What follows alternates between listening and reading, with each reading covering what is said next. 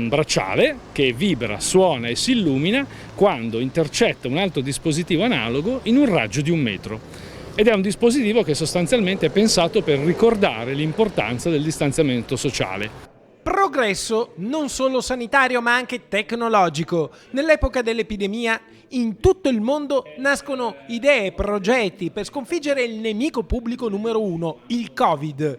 E siccome l'Italia, e in particolare il Veneto, è terra di poeti, di navigatori e di inventori, ecco un'innovazione tutta vicentina, il bracciale anti-avvicinamento, un sistema che verrà sperimentato a cominciare da Brendola, dove non mancheranno le occasioni perché torni utile. Proviamolo su campo e vediamo come funziona, perché se questo strumento nel momento in cui io mi avvicino a meno di 1 metro mi vibra, io so che mi devo allontanare, quindi mantengo a distanza, e questo secondo me mette in sicurezza chi organizza un evento, che è la cosa fondamentale per cui tanti eventi oggi non vengono fatti, perché le linee guida sono complesse, e quindi chi è che c'è il parroco piuttosto che il presidente del proloco che si prende l'onere delle cose. Io lo dico perché noi siamo stati tra i pochi che anche in piena pandemia abbiamo tenuto aperto il mercato, e so cosa vuol dire far rispettare le distanze, avere tutti quegli accorgimenti, che devi proprio avere tanta voglia per fare questa cosa qua. Quindi se c'è uno strumento che può dare una mano per questa cosa,